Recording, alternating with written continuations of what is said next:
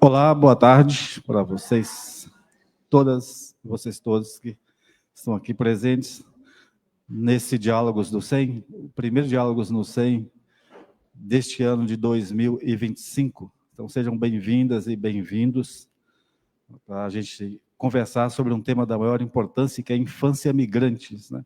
E eu quero também cumprimentar a vocês todas e todos que nos acompanham pelas redes sociais da Missão Paz São Paulo, você que nos acompanha pelo Facebook da Missão Paz, ou pela Web Rádio Migrantes, e ainda você que nos acompanha pelo Facebook do GEPOM, EASH USP.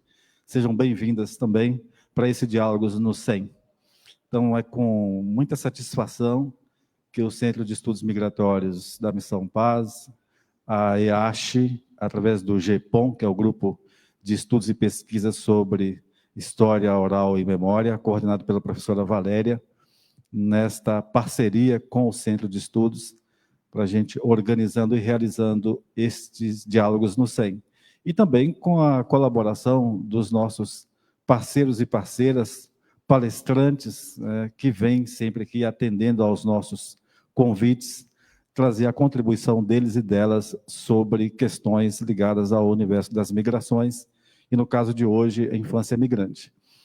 Antes da gente já entrar, eu apresentar o nosso convidado e entrar direto no tema, eu quero convidar a professora Valéria Magalhães, que é coordenadora do GEPOM, que é o nosso parceiro, para fazer uma saudação inicial, já que este é o primeiro Diálogos do ano. Professora Valéria, por favor, então.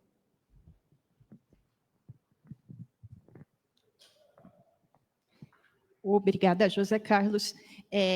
Obrigada a todos que estão presentes, quem estiver assistindo online.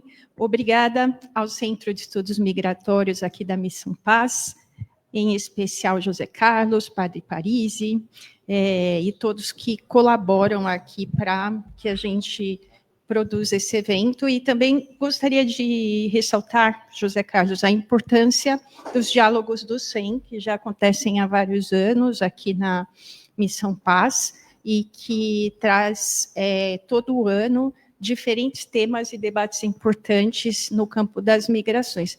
João Chaves, prazer e muito obrigada por aceitar participar dessa apresentação de hoje. Então, o Grupo de Pesquisa em História Oral e Memória da Universidade de São Paulo agradece a presença de todos, saúda vocês e esperamos que vocês possam participar dos próximos debates, das próximas apresentações. Nós já temos a programação completa do semestre, está disponível nas redes sociais do GEPOM e da Missão Paz e da Rádio Migrantes, né? GEPOM, GE, P de pato, W, OM, então USP, vocês podem procurar as redes sociais que tem toda a programação lá, e a gente deixa também, tanto nas nossas redes quanto nas do 100, nós deixamos as apresentações disponíveis posteriormente para quem quiser assistir. Então, muito obrigada. Eu que agradeço, Valéria, pela rica contribuição e parceria de sempre, né? Bom, o tema que a gente vai abordar hoje, então, é infância migrante e desafios para a sua proteção. E o nosso convidado talvez não pudesse ser a pessoa melhor indicada ou mais indicada para abordar esse tema, que é o João Chaves, que está aqui na mesa ao lado. O João Chaves é da Defensoria Pública da União e também faz doutorado em Ciências Sociais na UFABC, Universidade Federal do ABC. Então, João, muito grato por ter aceito o nosso convite e por vir colaborar com a gente aqui nessa reflexão, nessa discussão. Este tema, né, você que, tanto como defensor público, como pesquisador da área, sabe melhor que nós da importância, né, desse tema, de infância migrante. Então, acho que as expectativas para esse debate são bastante grandes e positivas. Além de nós, João, há diversas pessoas nos acompanhando pelo Facebook, de diversas regiões brasileiras. Então, a gente tem pessoas que se inscreveram, que estão nos acompanhando, tanto na região Sudeste, Sul, Norte, Nordeste, Centro-Oeste, em geral, pessoas vinculadas às universidades federais que fizeram inscrições, ou universidades estaduais, mas a gente tem também aí, no meio dessas inscrições, gestores públicos, que também se preocupam com isso, sobretudo para a formulação e implementação de políticas públicas, né, que tem essa preocupação, pessoas que militam em movimentos populares e nas pastorais sociais da igreja, também que estão aí preocupados, né, com isso, no processo de evangelização e organização de comunidades nas regiões onde elas atuam, também estão nos acompanhando.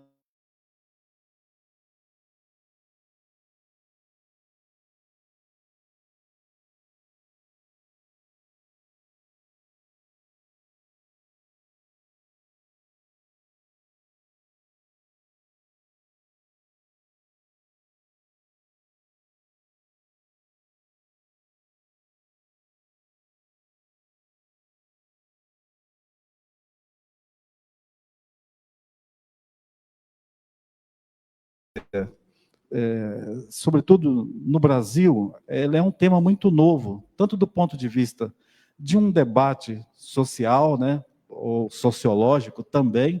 Então, embora você tenha algumas pesquisas sobre isto, embora você encontre pessoas, movimentos populares ou instituições debatendo essa questão da infância hoje, mas assim, ela é um tema relativamente novo, tanto de pesquisa quanto de militância política, de organização social. E não só enquanto tema é novo, mas a própria experiência de vivenciar ou de viver a infância é muito nova no Brasil, né? Então, muito recentemente, o Estatuto da Criança e do Adolescente, muito recentemente, né, que as crianças passaram, em tese, a ter direitos à educação, à saúde, ao lazer, a um crescimento saudável e às escolhas, né, do que elas pretendem ser no futuro, né? Então, é muito recente tudo isso.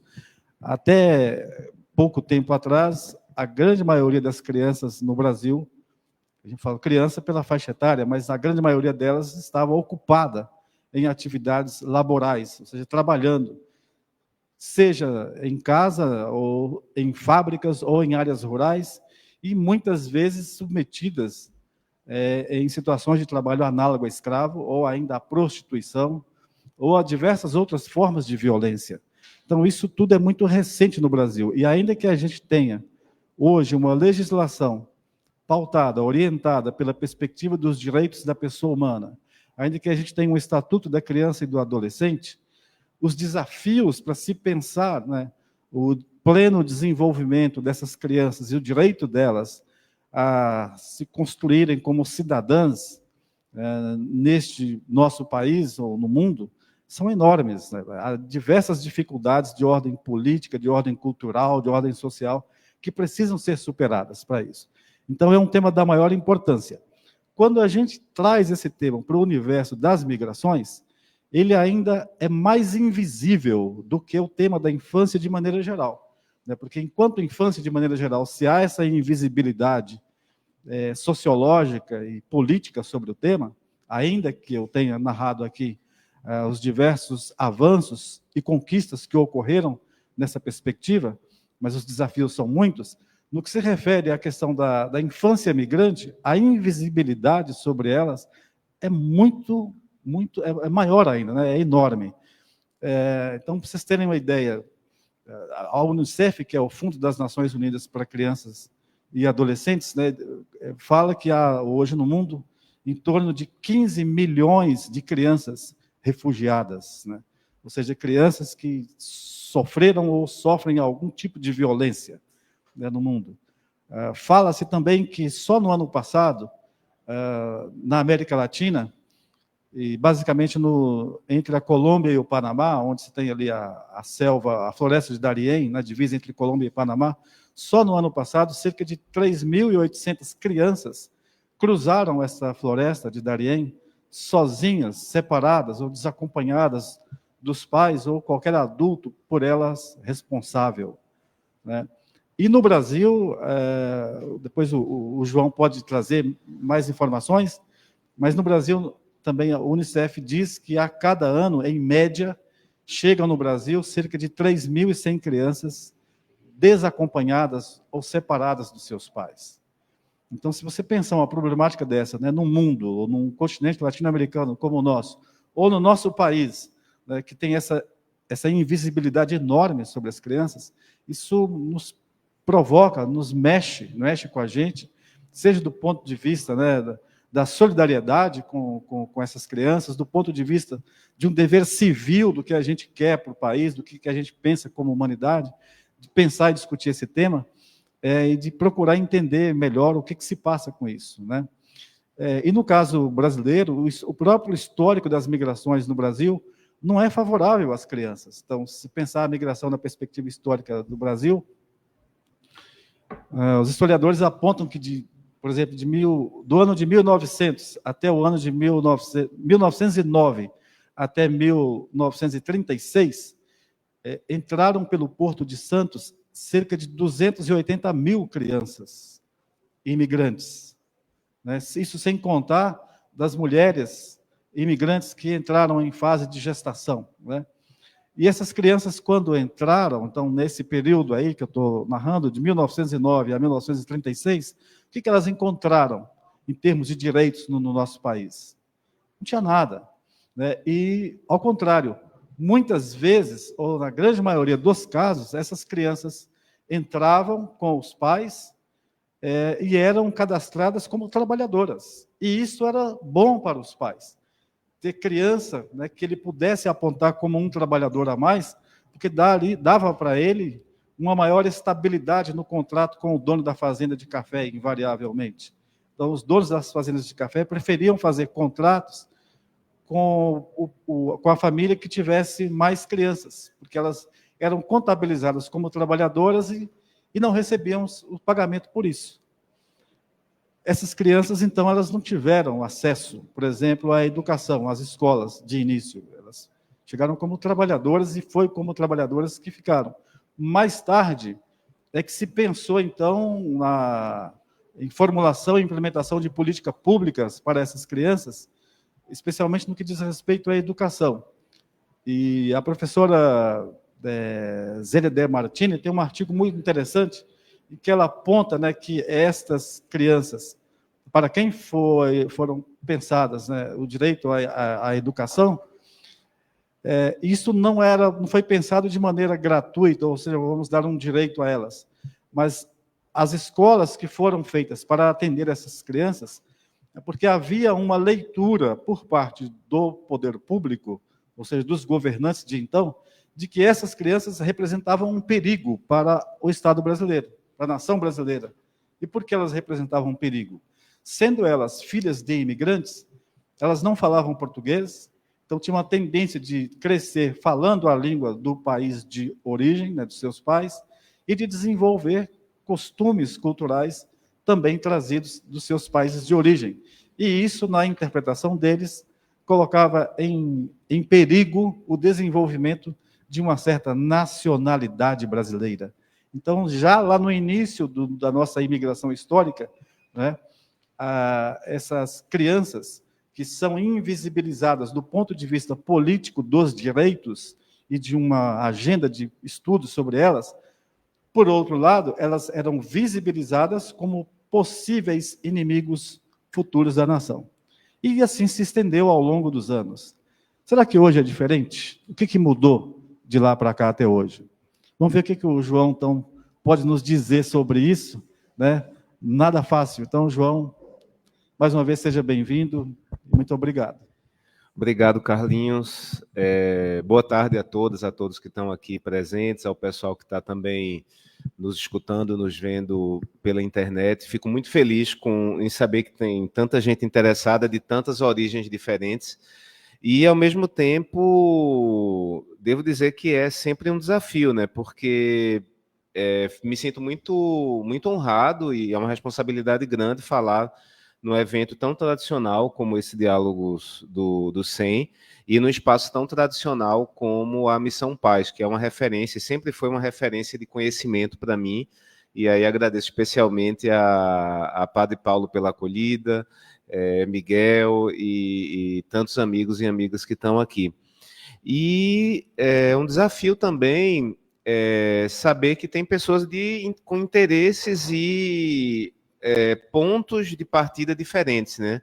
Como o Carlinhos mencionou, a gente tem agentes pastorais, pessoas que trabalham em campo, né, então interessadas em aumentar seu conhecimento sobre o tema, mas também nós temos pesquisadoras, pesquisadores, pessoas que trabalham na área jurídica, pessoas de outras perspectivas, né, foi mencionado que tem o pessoal dos Estados Unidos, do Panamá, e isso gera um desafio, vamos ver o que a gente consegue a partir daí, até porque nesse momento eu tenho uma vinculação muito grande com a questão do texto, né, que eu vou mencionar, que originou esse convite, e também de algumas elaborações teóricas que eu acho que podem ser úteis.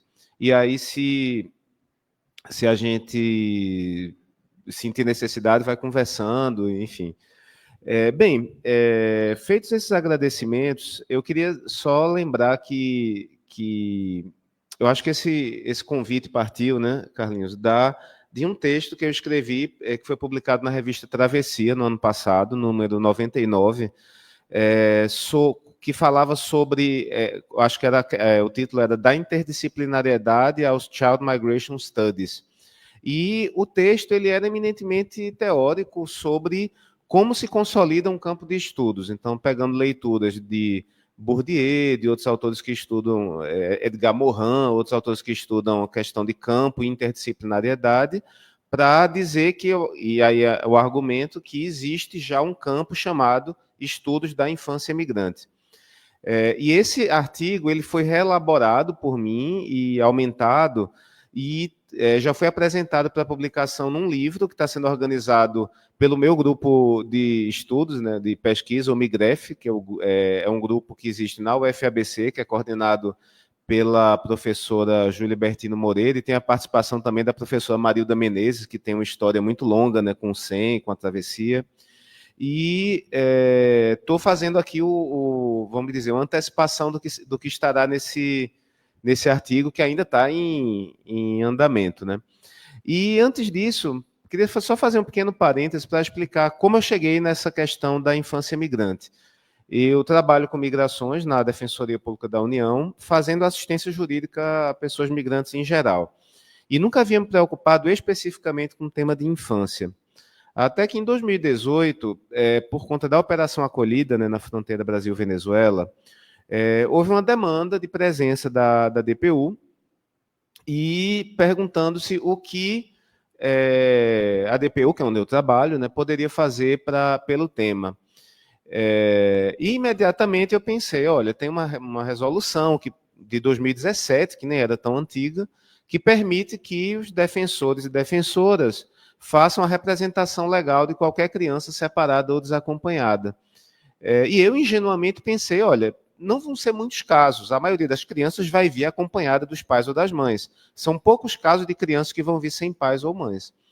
E tudo bem, e aí implantamos esse serviço, né, com outros colegas, Roberto Alvim, Lígia Prado, depois Ronaldo Almeida Neto, enfim, com apoio à época, né, da administração da DPU, dentro da Operação Acolhida, uma espécie de escritório de campo. E chegou-se a um ponto em que todo mundo olhou para mim e disse, quem foi que disse que iam ser poucos casos, que ia ser tranquilo?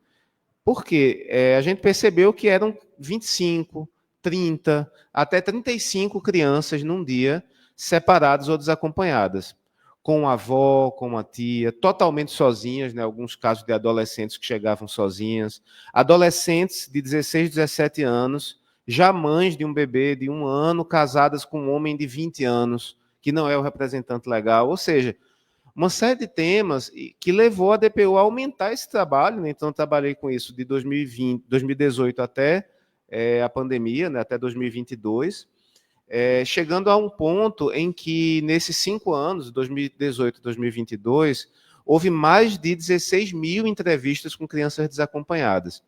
Então, nesse momento, eu percebi, esse é um tema relevante e tentei pesquisar e, curiosamente, as minhas primeiras fontes de pesquisa foram 2 artigos excelentes, um de uma colega, né, Patrícia Nabuco Martucelli, que hoje é professora na Inglaterra, e outro de Pablo Seriano Cernadas e colaboradores, que foram publicados na REMU, né, também da CECEM, né, do Centro Scalabriniano de Estudos Migratórios. E comecei a ver que faltava produção, que faltava material, comecei a ir atrás, porque eu percebi que todo mundo que trabalhava com o tema estava meio que tateando sem fundamentação, e sem ter onde procurar, seja na assistência social, seja na área jurídica, seja na educação. Na educação até tinha uma produção maior, pelos desafios, por exemplo, que São Paulo passou, então tem uma literatura mais ampla sobre isso.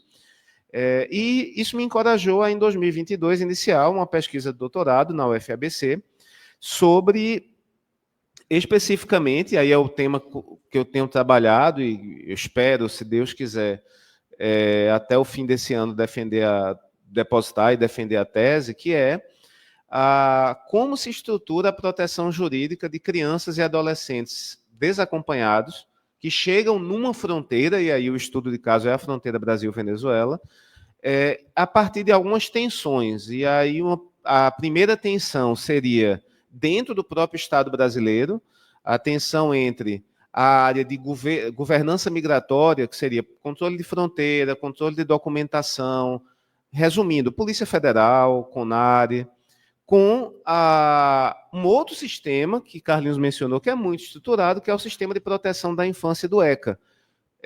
Vara de Infância, Ministério Público, Conselho Tutelar, Conselho Municipal de Defesa de Direitos da Criança e do Adolescente. Como é que esses 2 sistemas dialogam? E depois disso, como é que esse sistema governamental é penetrado, tocado, e aí a gente pode pensar em várias ideias, permeado, cercado pelos dispositivos humanitários, que são as agências internacionais, com seus próprios conteúdos, a OIM, o Acnu, o Unicef, a lógica humanitária. Então, esse foi o tema, e tem sido o tema da minha pesquisa. Uma coisa que também sempre pergunto, por que esse interesse em crianças? É porque você gosta muito de crianças, né? Não necessariamente por gostar muito de crianças. Nada contra, não estou dizendo que não gosto. Não é isso. Gosto de crianças, aliás. Mas não é porque eu trabalhasse com crianças previamente. Um tema que sempre me pareceu muito respeito e visibilidade. Muita gente gosta de crianças a tal ponto que não pensa na questão de respeito a direitos da criança, de direito da criança ser ouvida, de dar visibilidade à criança como um sujeito. E na área migratória e da mobilidade humana, esse é um tema que sempre aparece, né? A criança, e aí eu vou tentar falar sobre isso, ela é um pouco, e aí eu peço que fiquem com essa imagem um pouco provocativa na cabeça, que é um saco de batata. Por que um saco de batata? Imagine uma pessoa que tem um saco de 20 quilos de batata. É valioso, são batatas. Mas, ao mesmo tempo, dá um trabalho. Quem já tentou carregar um saco sabe que você não tem onde pegar, não tem alça, bota na cabeça, bota nas costas. Depois de meia hora carregando um saco, você cansa, tem que trocar a mão, enfim. Eu acho que tem um pouco disso. E é a partir daí que vieram essas reflexões. Fiz uma pequena apresentação aqui, né, tem meus contatos, mas eu acho que houve um problema da fonte. Engraçado, não está passando. Consegue passar, Carlinhos?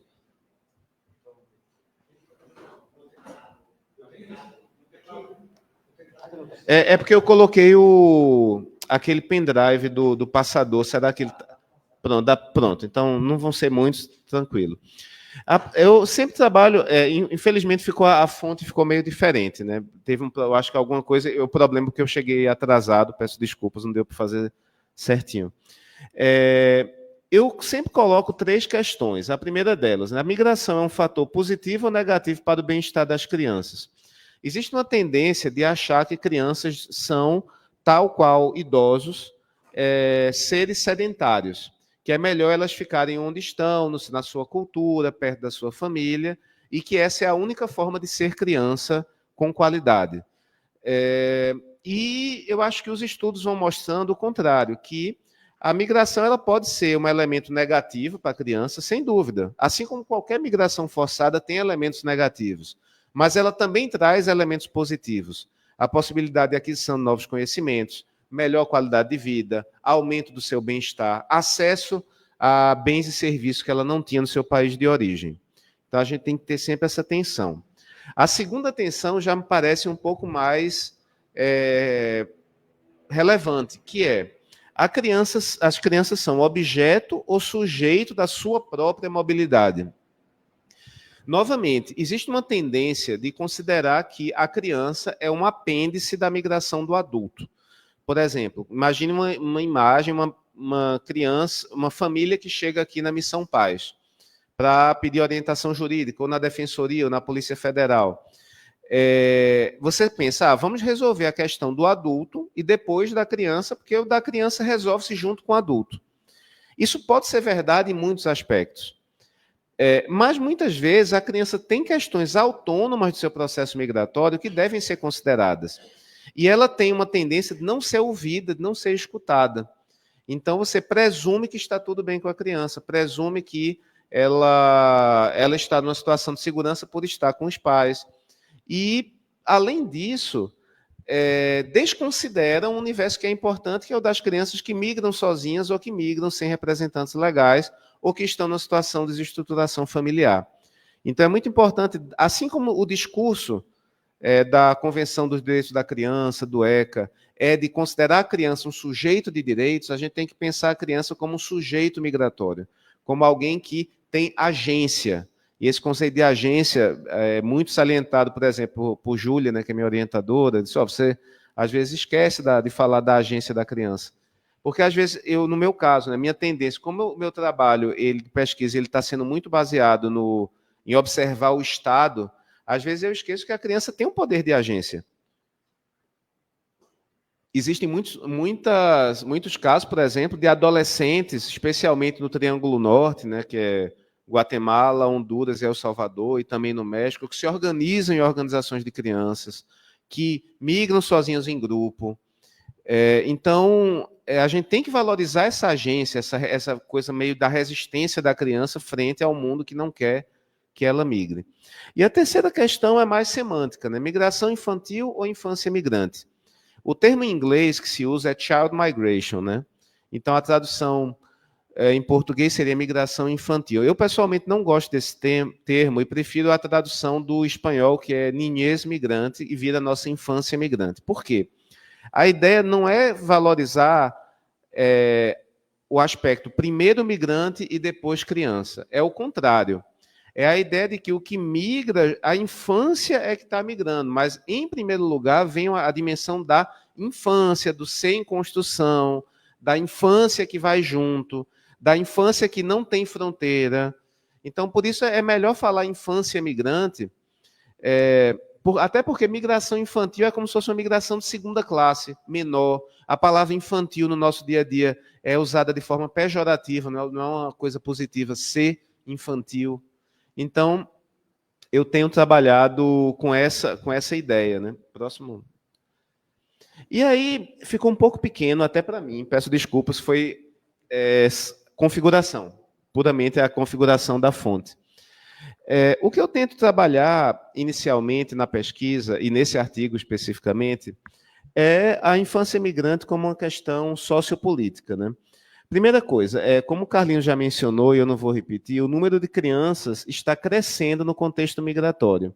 E o que eu não vou detalhar tantos dados, alguns dados estão no artigo da Travessia, mas eu separei alguma coisa aqui que dá para a gente ter uma noção. Primeiro, segundo a Unicef, em 2015, que é um relatório muito importante do Unicef, né, o Uprooted, 1 a cada 8 crianças do mundo era migrante, atingindo pelo menos 20 milhões de crianças nessa situação, número que já aumentou.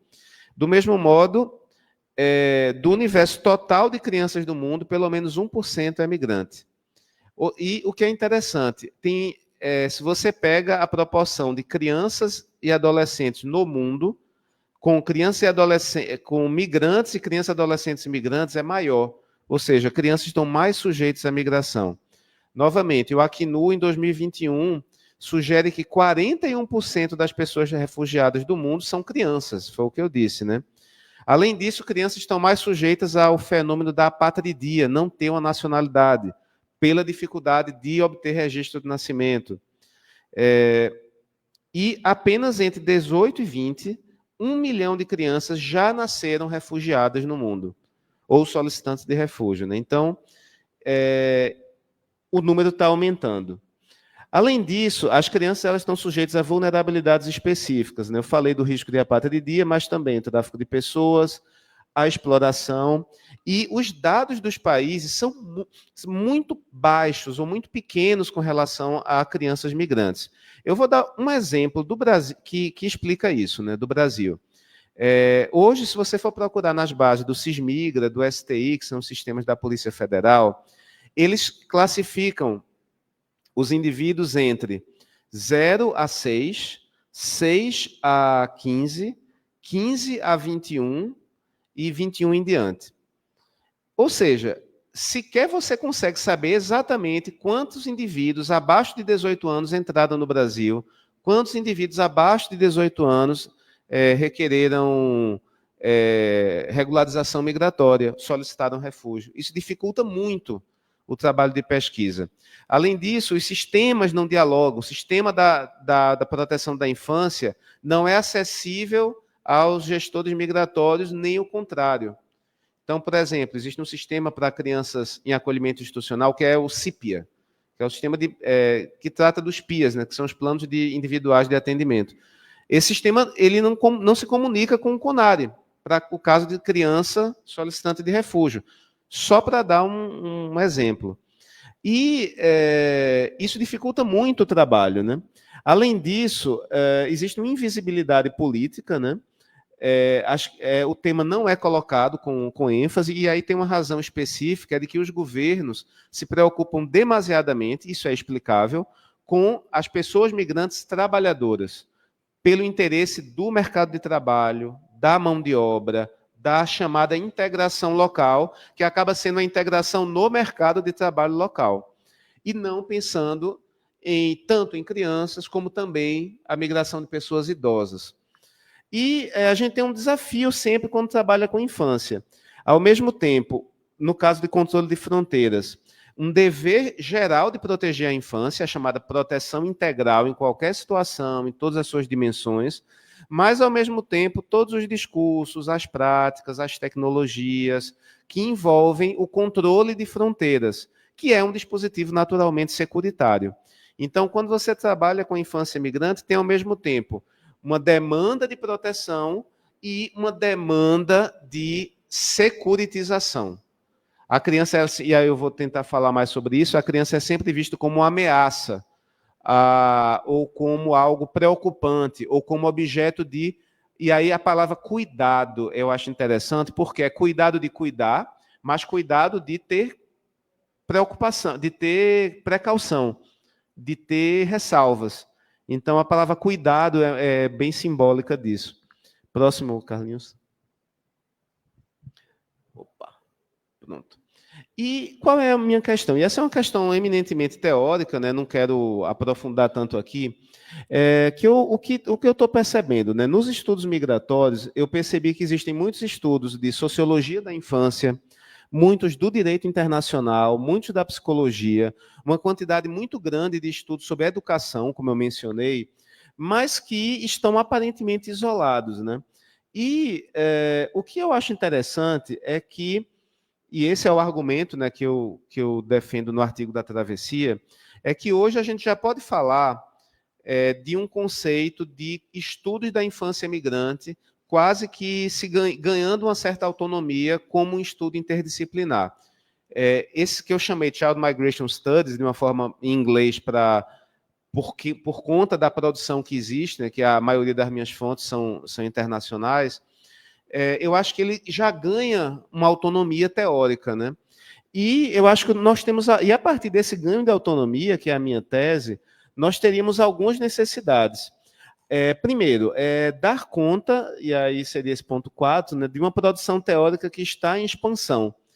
Estudos recentes consolidam esse termo, né, ele está sendo mencionado.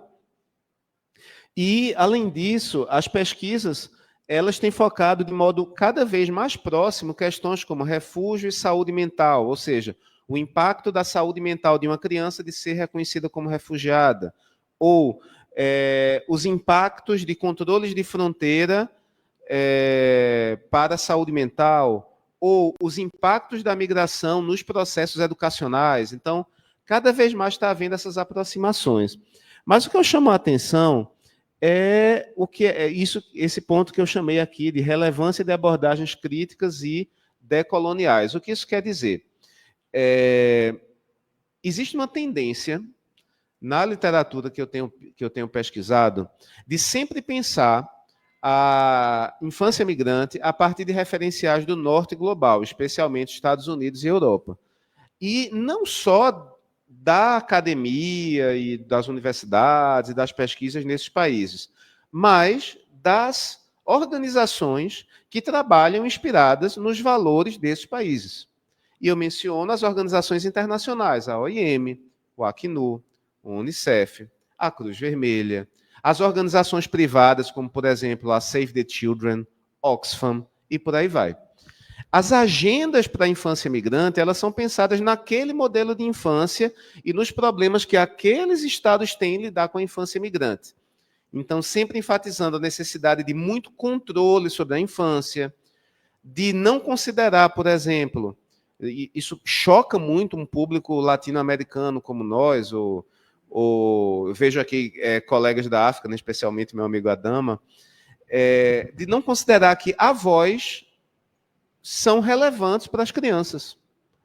Por quê? Porque sim, porque na política familiar europeia não é considerado um grande tema, enquanto nós sabemos que na América Latina os avós têm uma participação decisiva na ação das crianças.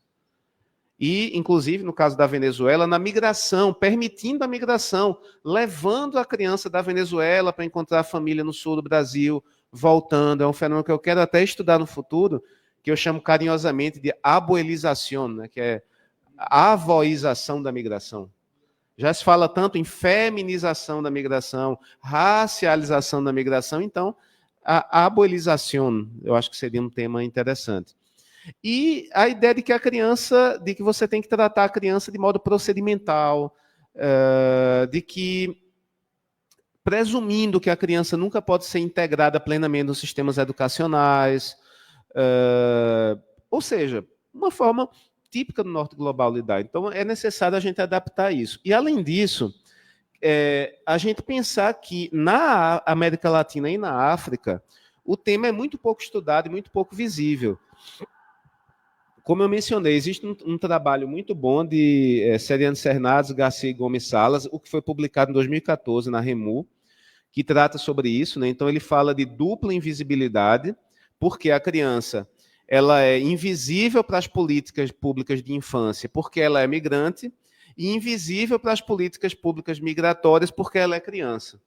Então, essa resolução dificulta a produção de dados, dificulta a produção de protocolos, e a gente teria de enfrentar isso. E também teria de enfrentar uma outra questão, que é a criação, e aí também isso está no artigo, de uma criança migrante sul-sul. O que eu tento dizer com isso? A gente fala muito de migração do sul global para dentro do próprio sul global, de países em desenvolvimento para outros países em desenvolvimento. É o caso típico da migração de países africanos para o Brasil, ou da migração dentro da nossa sub-região, né, da América do Sul, não só pensando a sul-norte. Então, assim como a gente trabalha com toda a discussão da migração sul-sul, que é muito conhecida na área acadêmica, a gente deveria pensar qual seria o trabalho de uma infância migrante sul-sul, quais seriam os conceitos, os trabalhos que a gente deveria desenvolver. E aí, nesse ponto, a gente tem todo um trabalho, por exemplo, Irene Risini, no Brasil, que estuda muito o tema do governo da infância. Tem um artigo que eu acho interessante, que trata dessa migração sul-sul, né, dessas classificações globais, que devem ser muito repensadas, que é de Roça e Menezes, né? Menezes é Marilda Menezes, de 2018. Então, eu acho que aí a gente teria um campo. E, próximo, eu queria agora, né, seguindo esse tema, partir para um outro conceito, muito específico, que eu já mencionei, que vem a ser o da criança, da infância migrante desacompanhada. Qual seria a definição delas? Hoje eu posso resumir, seria crianças e adolescentes que migram ou fazem travessias internacionais sem os pais, que são os representantes legais, naturais das crianças. Esse conceito se dividiria de desacompanhados em separados, que são crianças que estão com familiares ou adultos que têm a responsabilidade. Vou dar um exemplo da avó, irmão mais velho, primo, padrinho, que é uma coisa que é muito comum também. Ou aquelas que estão totalmente desacompanhadas, que migram sozinhas para trabalhar, que cruzam fronteiras para trabalhar, enfim, ou numa situação de migração forçada. Esse conceito, ele tem uma história que eu acho bem interessante, né? Ele nunca havia sido tematizado antes de 1945, quando termina a Segunda Guerra, porque se constata um número muito grande de crianças órfãs e que não tinham um endereço localizado. Inclusive, sobre isso tem um filme excelente que está à disposição nessas plataformas. Devia ter anotado, me foge agora o nome, que se alguém viu esse filme, pode dizer que é com Anthony Hopkins. É um filme relativamente recente. Qual o nome? Isso, exatamente. Enfim, vai pensando que eu vou tá processando aqui. Que mostra a dificuldade de tirar crianças da Alemanha, levar para a Inglaterra, como repatriar essas crianças, fazer o restabelecimento de laço com os pais, questão de crianças que escaparam ao Holocausto. Então, esse foi um tema. E pela primeira vez ele apareceu, mas de uma forma meio vaga, né?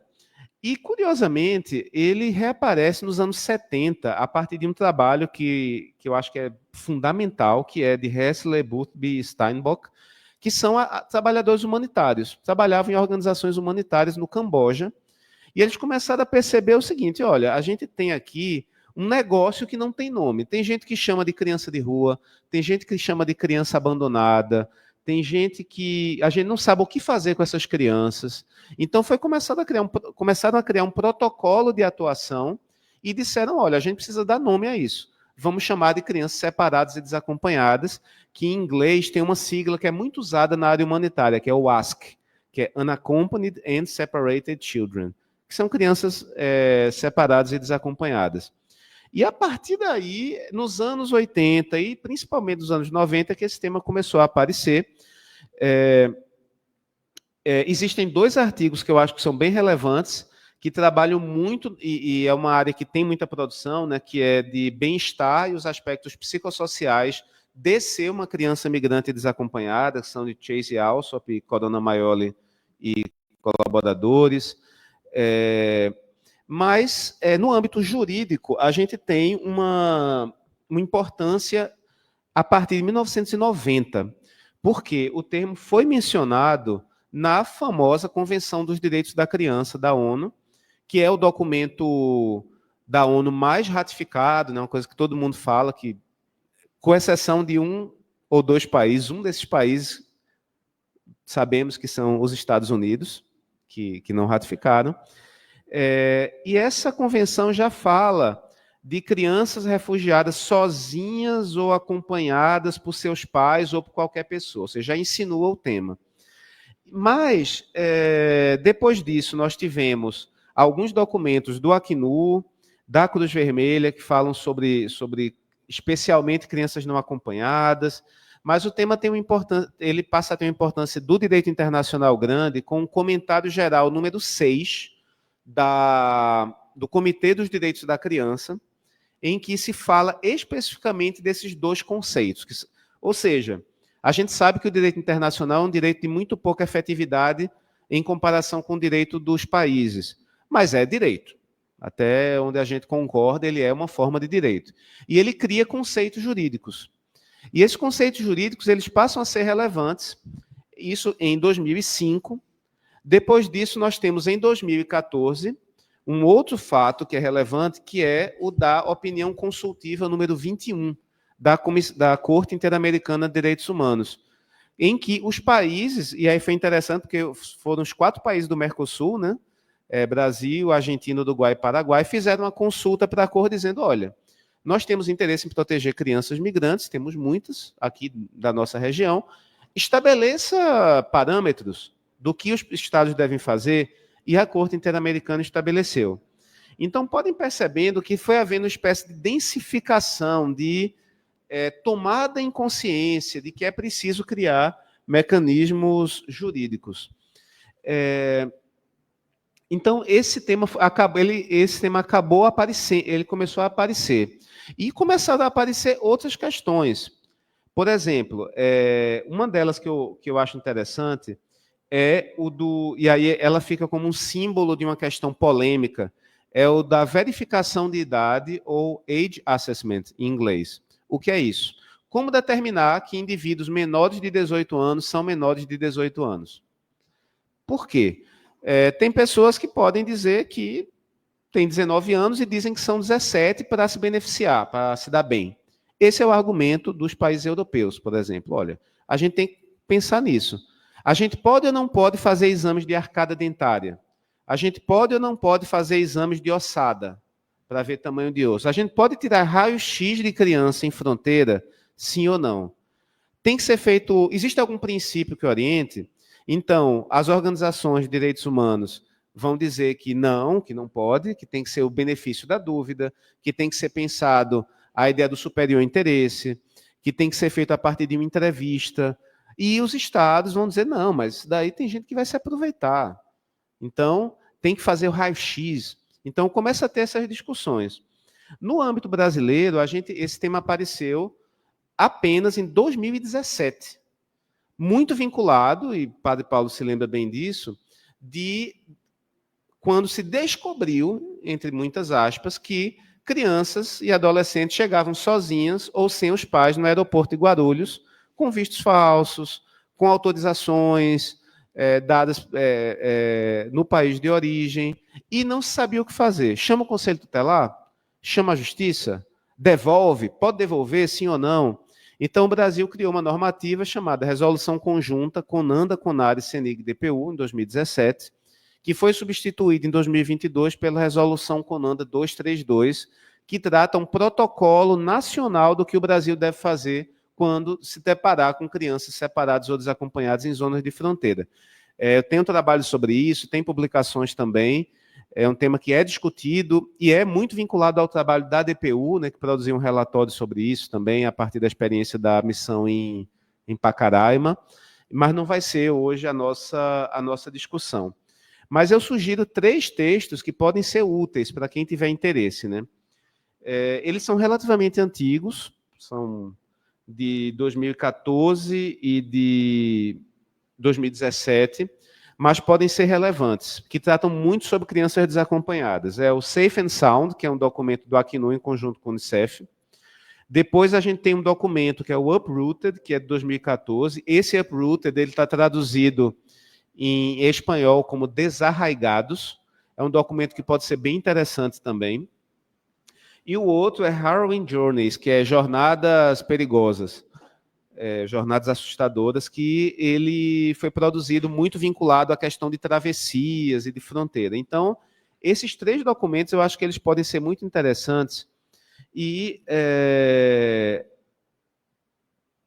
aí eu peço licença para ler um trecho do artigo, né? Então, essa leitura empreendida, nesse resumo que eu fiz, sugere que a infância migrante desacompanhada é o espaço de interseção entre uma discussão jurídica que abrange sua própria caracterização e definição, como também é considerada o item mais grave da gama de vulnerabilidades que crianças e adolescentes podem experimentar em contexto migratório. Seria, assim, um caso especial que deve ser tomado separadamente. E, a partir daí, eu chamo a atenção para um conceito teórico de uma autora chamada Jaqueline Baba, que foi vamos dizer, lançado por ela a partir de obras anteriores, mas com muita ênfase em 2014, que vai ser o objeto desse resumo que eu chamo de a tese da ambivalência. Qual é a ideia de Jaqueline Baba? Curiosamente, e eu peço que tomem sempre cuidado para procurar o nome Baba, porque isso remete a Homi Baba, que é um autor muito famoso do campo dos estudos culturais, que é casado com Jaqueline Baba. Então, pegadinha, não caia na pegadinha dos babas. Né? O conceito de Baba, curiosamente, é um trabalho de ambos, né? Cada um trabalha na sua área. Em Jaqueline Baba, ela coloca o seguinte: existe uma contradição fundamental no tratamento dos estados. Ao mesmo tempo, todo estado ele quer se colocar como o protetor de todas as crianças. Isso legitima politicamente o estado na comunidade. Basta dizer que a extrema-direita diz que está defendendo as crianças, quando quer aquele movimento absurdo, escola sem partido. A esquerda defende a criança quando luta por educação, políticas de segurança, etc. Então, é unânime que o Estado tem que proteger as crianças. Mas, ao mesmo tempo, o Estado também tem que se afirmar como guardião das fronteiras, não importando se há um governo de direita ou de esquerda. Então, a partir daí, gera-se uma ambivalência. Qual é essa ideia da ambivalência? É que o Estado, ao mesmo tempo, ele quer proteger a criança migrante desacompanhada, porque ele assume politicamente esse papel, as suas legislações impõem isso, mas, ao mesmo tempo, ele sabe que a criança migrante desacompanhada dá trabalho, e ele sabe que a criança migrante é uma ameaça. Pensa o seguinte: e se todas as crianças desacompanhadas vierem para o Brasil? Eu faço o quê? Então, Jaqueline Baba, ela fala o seguinte, olha, e aí eu leio o trecho dela. Consideramos que o Estado tem a obrigação de proteger as crianças vulneráveis no seu papel de pai da nação, entre aspas. Mas também esperamos que o Estado nos proteja de estranhos, indisciplinados, descontrolados, mesmo que sejam crianças. Óbvio que ela é uma americana e está falando do contexto americano, né? Não é que nós tenhamos esquecido ou passado ao lado dos problemas das crianças migrantes. Pelo contrário, elas são um alvo em movimento, atraente, mas inconstante.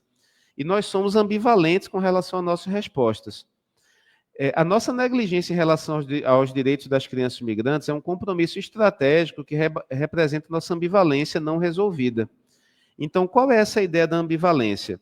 As crianças, ao mesmo tempo, são pobres e inocentes, e aí tem uma questão: elas são estranhas, que não são realmente como as nossas crianças. Dá trabalho na escola, dá trabalho na saúde, dá trabalho na assistência social, dá trabalho no serviço de acolhimento institucional. É preciso criar questões de multilinguísticas que o Brasil não tem, respeito a questões culturais que o Brasil não tem. Então,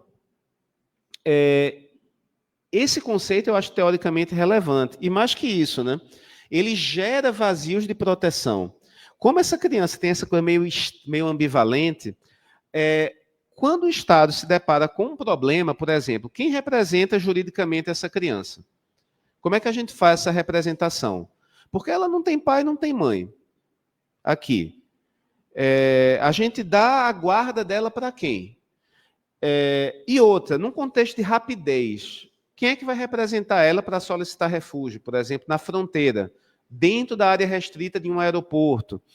Então, a criança ela fica sem representação legal no que ela chama de anudez jurídica, que reforça essa exclusão, né? Então, é preciso criar gambiarras, e as gambiarra é uma palavra que eu uso muito, né? Criar amarrações, criar improvisos e estratégias excepcionais que resolvam isso. E, além disso, como criar mecanismos de representação de representação legal eficientes em contextos de fronteira, onde já é difícil prestar assistência jurídica, por exemplo, em Oiapoque, Assis Brasil, Corumbá, casos brasileiros, na zona restrita do aeroporto de Guarulhos. Imagine representar crianças migrantes desacompanhadas. E aí, como último ponto, eu queria só mencionar uma outra questão, que é uma coisa que me interessa, que eu chamo de campo de disputa no artigo. É o tema... Próximo. determinação do superior interesse. Em resumo, o ECA, a Lei de Imigração, todos os documentos que tratam de proteção à infância no Brasil e no mundo dizem que deve ser respeitado o princípio do superior interesse. Tudo que envolve decisões estatais sobre a criança deve ser no melhor interesse da criança. O Estado não pode dizer, é melhor para mim, então, e pior para a criança, então eu vou pensar o que é melhor para mim. Não, tudo tem que ser no melhor interesse da criança. Isso tem várias dimensões, tem uma dimensão material, procedimental, tem teoria sobre isso. Mas o que interessa? A determinação do superior interesse. Quem determina o superior interesse?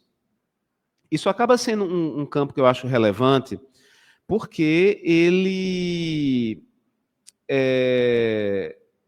gera uma disputa política de qual braço do Estado vai fazer essa determinação.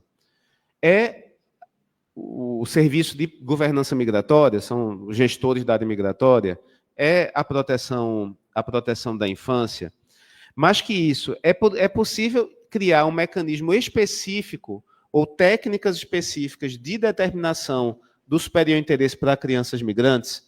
Então, o que a gente percebe, né? Os governos tendem a priorizar políticas migratórias restritivas e tensionam interesse da criança versus interesse nacional. Não existe um consenso sobre como devem ser padronizados esses mecanismos de determinação do superior interesse. Tanto o Acnur como outras organizações, mas principalmente o Acnur, tem manuais e guias que estão identificados também por mim, que estabelecem protocolos e padrões. Um deles é o de 2008, que é muito relevante, que tem um manual de campo em 2011, que são as guidelines, ou seja, princípios ou linhas fundamentais, não sei, para determinação do melhor interesse da criança em contextos de emergência. Mas aí a gente começa a pensar em vários temas. É uma visão do norte global, é uma visão securitária, é uma visão de emergência, que ela trata a criança sempre como algo excepcional, é uma visão que é generalista, ela não aborda as necessidades locais dos estados, e não considera, e aí no nosso caso brasileiro, os avanços que o ECA traz para a criança e do adolescente. Então, a gente corre o risco de ter um processo de determinação do superior interesse que seja rebaixado, quase como uma espécie de série B ou de segunda divisão de tratamento jurídico para crianças migrantes desacompanhadas, em comparação com crianças brasileiras. Então, esse é um tema que tem me interessado muito.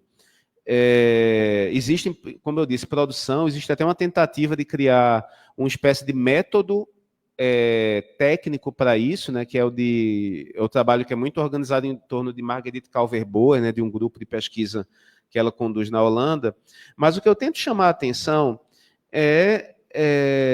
para um aspecto político, e com isso eu vou concluir. Não apenas o conteúdo do superior interesse é relevante, mas também os procedimentos e as técnicas de governo pelas quais as crianças passam nesse processo. Essa dimensão é política, moldando a forma como os estados lidam com essa população vulnerável. Ao fim das contas, retornamos ao tema maior do governo da infância, como eu mencionei, muito forte em Irene Risini, no Brasil. Em suma, a determinação do superior interesse da criança desacompanhada se configura como um campo de disputa dentro do próprio campo de estudo da infância imigrante. As tensões entre controle migratório e proteção integral, dificuldade de aplicação de procedimentos, influência dos interesses institucionais nacionais entre os sistemas do Estado e internacionais das organizações humanitárias, demonstra essa complexidade. Embora a literatura aponte para os desafios, é evidente que o tema merece um aprofundamento maior. Enfim, esses são os temas com os quais eu estou trabalhando. Espero que tenha sido útil para quem está no campo, para quem está na área acadêmica, para quem está na área jurídica. E agradeço mais uma vez, Carlinhos, e agradeço muito a todos e todas que estão aqui e que nos escutaram. Muito obrigado.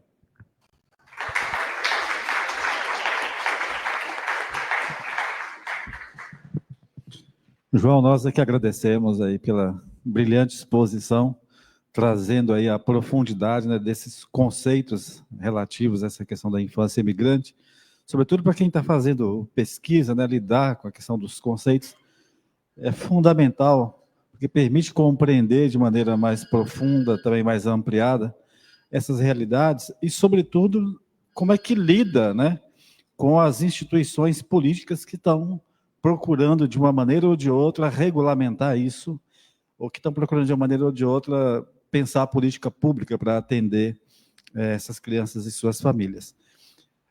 Eu não disse no início, mas ali, quem quiser água e cafezinho, está ali naquela sala ao lado, a gente não faz intervalo, pode ir lá pegar e comer, beber e vir para cá.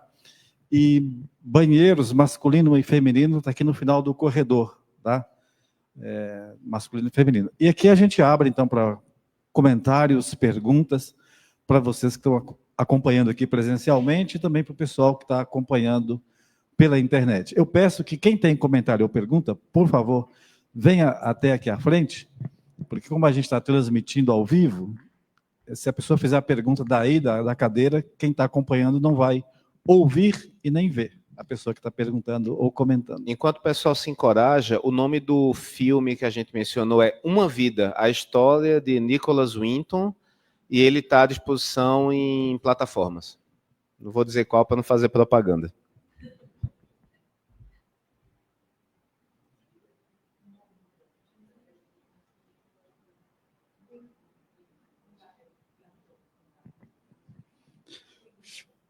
Ficaram em dúvida em relação ao sobrenome? Nicholas Winton. Mas se colocar Uma Vida, Anthony Hopkins já vai aparecer. Tá no, é só pesquisar.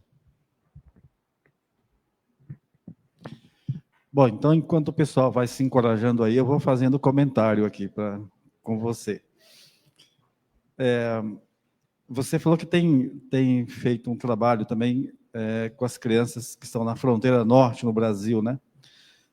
Depois você poderia falar um pouco para nós qual é ou quais são as realidades dessas crianças, né? Como é que elas estão entrando e o que demanda, e um pouco quem são elas, o rosto delas, né? A gente sabe que, talvez, você vai nos dizer melhor, mas talvez o fluxo venezuelano seja o maior, mas há crianças de outras nacionalidades. Então, em que contextos, quais são as realidades e o que tem sido feito, né, para atender aí a essas crianças? A Cássia, por favor, aqui. Isso, a gente pode fazer em bloco, tá? Nessa linha também, eu queria saber...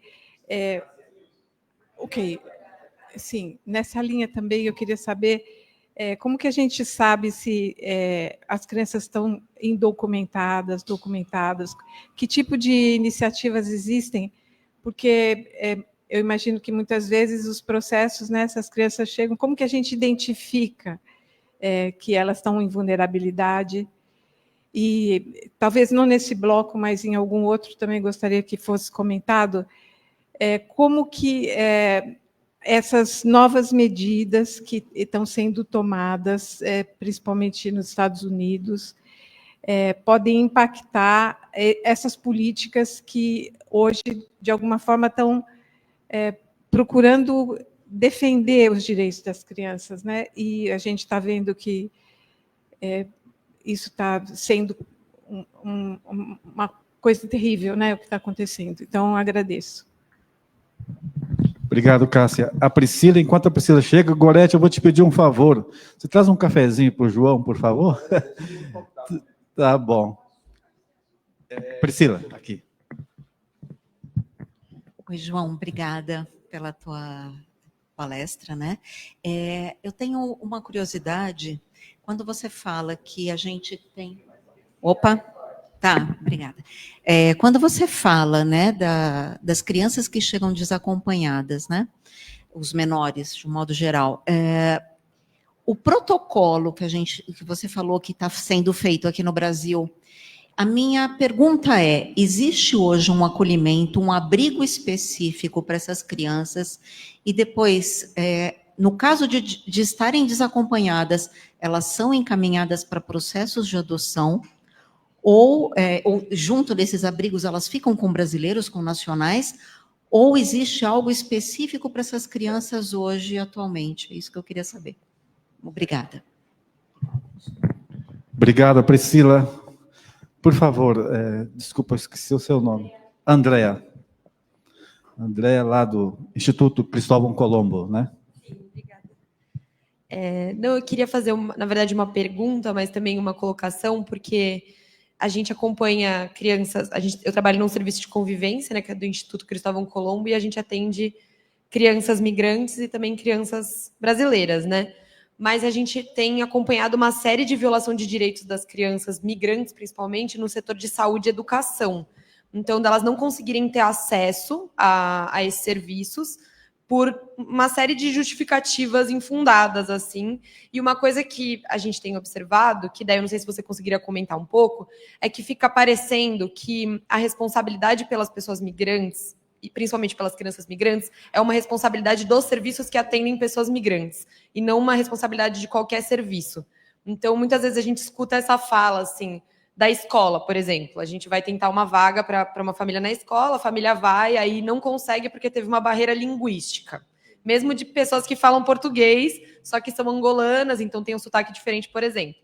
E aí existe sempre esse pedido, vocês têm que acompanhar essa família para ajudar ela a compreender. Ou então... E aí fica aparecendo, a não ser nos serviços... Porque quando a gente acompanha nos serviços que são de atendimento à população migrante, não existe esse mesmo pedido. Mas dos outros serviços, existe sempre esse pedido de que a gente esteja conjunto. E não que isso seja um problema, porque é parte do nosso trabalho, mas de como vai parecendo que as escolas, o setor de saúde, não tem uma responsabilidade perante essa população também. E aí eu não sei se também você poderia comentar um pouco, porque acho que uma coisa, como a gente está no setor da assistência social, né? Eu não sei direito como é que fica essa questão das legislações, mesmo dentro do ECA, se existem especificidades para as crianças migrantes, né? Então, acho que tem, assim, é que a gente está com uma série, assim, de questões de não ter acesso à saúde, crianças migrantes com deficiência também tem sido um público que a gente tem atendido, e a questão de um desacolhimento, por exemplo, do setor de saúde com essas famílias, da gente sentar mesmo assim numa mesa e ser colocado questões muito delicadas para a família, assim, de não explicar, de entender que essa família tá negligenciando a saúde da criança, mas na verdade não foi explicado. Então, eu gostei muito que você trouxe esse aspecto das crianças desacompanhadas, e eu fico pensando nisso, se as crianças que estão com família, né, ou acompanhadas por uma família e acompanhadas por serviços, estão tão suscetíveis à violação de direitos, né, as crianças desacompanhadas é uma problemática muito maior, né? Obrigado, Andréa. Josi Cleide, aqui da Missão Paz. Boa tarde, eu me chamo Josi, sou assistente social aqui na Missão Paz, e a fala foi muito importante, sobretudo eu atuo, faço mediações com migrantes, com famílias aí no acesso à educação e várias outras frentes aí de política. E, de fato, isso que a colega colocou, esse desafio que se tem aí na inserção de um acesso que está garantido em diversos instrumentos, né? Desde a Constituição, ECA e tantos outros. Essa questão da desproteção social, da desproteção por parte do poder público mesmo, né? E que muitas das vezes essa desproteção que ela existe, não sei se eu posso dizer essa palavra organizada, mas por parte do próprio Estado, que ela impacta de diversas maneiras, em todos os familiares, como, por exemplo, na mãe, que muitas das vezes é culpabilizada, às vezes negligenciada, tem esse termo, né, de negligente, por conta de algo que não está ali no alcance dela, que perpassa por algo muito maior, como a política pública, e que não tem acesso. Se puder falar um pouco disso, muito obrigada. Obrigado, Josi. A gente, então, conversa um pouco. Se der tempo, a gente faz mais um bloquinho. Depois. Não, mas fiquei muito feliz mesmo com as perguntas e os comentários, vou tentar dar conta como eu puder, né? Carlinhos menciona a questão do que eu chamei do contexto brasileiro. Como eu disse, né, uma experiência que chama muito a atenção sobre crianças desacompanhadas é o trabalho da Missão Pacaraima, né, que foi a missão da DPU na Operação Acolhida, que tem a interlocução com outros atores, que são, por exemplo, o Unicef, principalmente o Unicef, mas também a Acnu, uma organização chamada AVSE, que é da sociedade civil, que implementa projetos. Tem um projeto que é interessante também, chamado PANAS e Super PANAS. Quando ele foi financiado pela União Europeia, eu acho que ele virou Europana, e eu, como Paulo sabe que eu gosto de fazer piadas tanto ácidas, eu digo, estou torcendo para ele ser financiado no futuro pela China, porque vai virar o Super Panda. Mas brincando, é porque panas é uma espécie de um sinônimo de amigo, companheiro na Venezuela. Então, Super Panas tem um trabalho interessante e eu acho que são experiências no campo humanitário que podem ser interessantes. No contexto brasileiro, a gente tem um cenário normativo até favorável. Como eu disse, nós temos esse protocolo de atendimento para crianças e adolescentes migrantes, que ele é até inovador.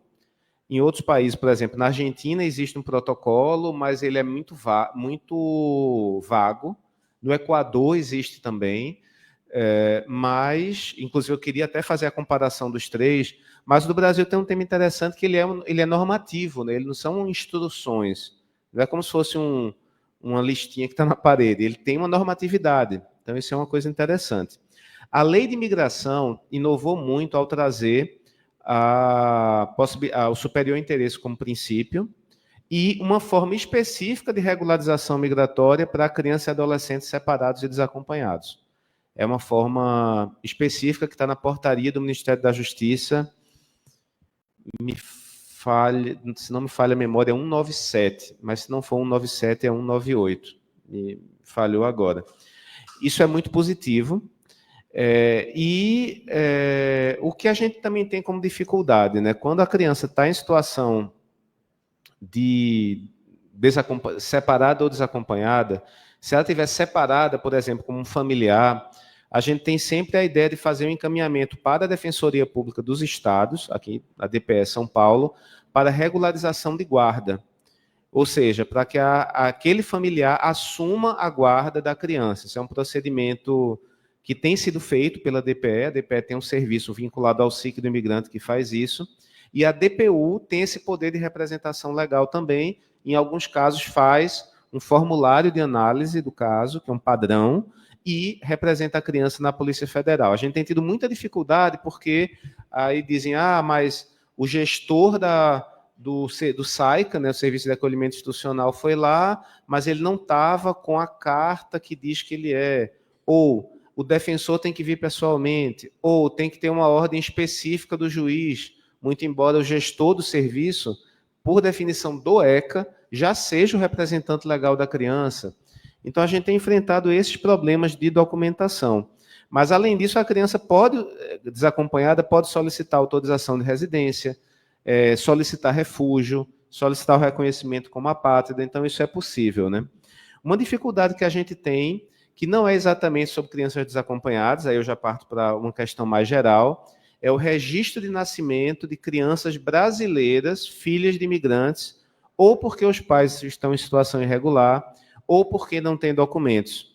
Eu dou um exemplo muito comum, por exemplo, em crianças indígenas Uarau, do povo Uarau da Venezuela, em que os pais não têm documentação de origem. Então, como fazer nesse caso? Alguns cartórios têm uma fixação com o nome dos avós, porque está lá, tem que botar o nome do avô e da avó materna e paterna. Então, a gente tem tido essa dificuldade, é um tema que é discutido também no CNJ, tanto pela DPU, né, onde eu trabalho, muito embora eu não esteja falando aqui pela DPU, como também por outros atores. O Acnu também faz advocacy nessa área. Então, assim, isso no Brasil, esse é o cenário normativo, depois eu vou falar um pouco mais sobre acesso a serviço, respondendo a André. Agora, Cássia falou de uma questão dos Estados Unidos, né? E aí a situação é muito grave. Por quê? Os Estados Unidos não ratificaram a Convenção dos Direitos da Criança, E o primeiro governo Trump foi péssimo para a gestão da infância migrante nos Estados Unidos. Não tendo nenhum tipo de garantia de detenção administrativa, as crianças lá podem ficar detidas em centros de acolhimento, né, que eu acho engraçado que no inglês eles chamam de facilities, que é serviços de acolhimento, que é facilidade. São locais pavorosos, né? Infelizmente, eu tive a oportunidade de visitar um desses lugares e é triste onde as crianças ficam, né? E olha que eu visitei um dos melhores, foi em 2018. A gente teve um caso da separação de crianças e adolescentes das famílias, que foi muito grave, então existe um temor muito grande disso. E para quem tiver interesse, pode pesquisar, isso está em inglês, chamado Flores Settlement, que a tradução em espanhol é Acuerdo de Flores, que não tem em português, eu acho, ninguém falando sobre isso, que é uma espécie de um acordo que foi feito num processo de tratamento, de não separar famílias e de dar tratamento adequado para as crianças. Semana passada, a gente teve um diálogo muito bom com a clínica de imigração da Universidade do Wisconsin, que teve aqui em São Paulo, visitou até a Missão Paz também, e eles falavam sobre isso, que eles mesmos não sabem para onde vai, né? Lá nos Estados Unidos existe um conceito específico, que é o SIJ, Special Juvenile Immigrant, não, SJI, que é para crianças desacompanhadas, que tem um tratamento específico, mas também está sob ameaça. Então, existe um risco muito grande de deportações de crianças e adolescentes, ainda maior nesse caso. Então, eu sugiro pesquisar esse conceito, né, que é o Juvenile, Immigrant Juvenile Status, vai aparecer.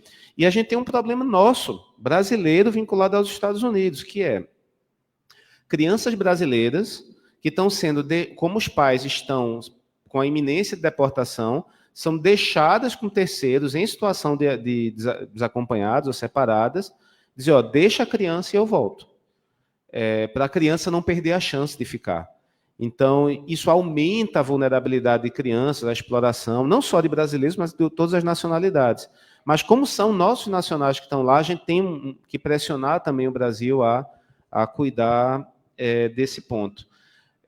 Foi muito importante, Carlinhos mencionou também, que eu esqueci, um erro absurdo, de falar da situação da migração sul-norte rumo aos Estados Unidos e especialmente Darien. A gente sabe, né, que hoje diminuiu drasticamente, quase 95%, eu acho, a quantidade de pessoas que estão passando lá, mas a gente sabe também que isso é oscilante. Diminuiu pela questão do medo do governo Trump, mas pode aumentar no futuro. E a gente tem uma comunidade, um grupo muito grande de crianças brasileiras nessa rota, que muitas vezes filhas de pais imigrantes, especialmente venezuelanos, haitianos e cubanos. São os dados que vão se revelando, né? E essas crianças, elas ficam nessa rota sem identificação sequer se são brasileiras. Isso aumenta o risco de desproteção também, porque sequer assistência consular da embaixada brasileira a criança pode ter. Então, isso gera uma dificuldade a mais também, que, inclusive, tem uma reportagem excepcional da jornalista Maiara Paixão, da Folha de São Paulo, que fala de um caso específico de uma criança em que provavelmente, não se sabe, né, os pais faleceram na floresta, a criança foi achada no mato, levada, estava para adoção, quando alguém descobriu que tinha um familiar no Brasil, e aí fez uma repatriação, a criança reside hoje em São Paulo, uma situação gravíssima, né? Bem, bem séria. E mencionando também o que Cássia falou sobre... Não, foi o que Priscila falou, né?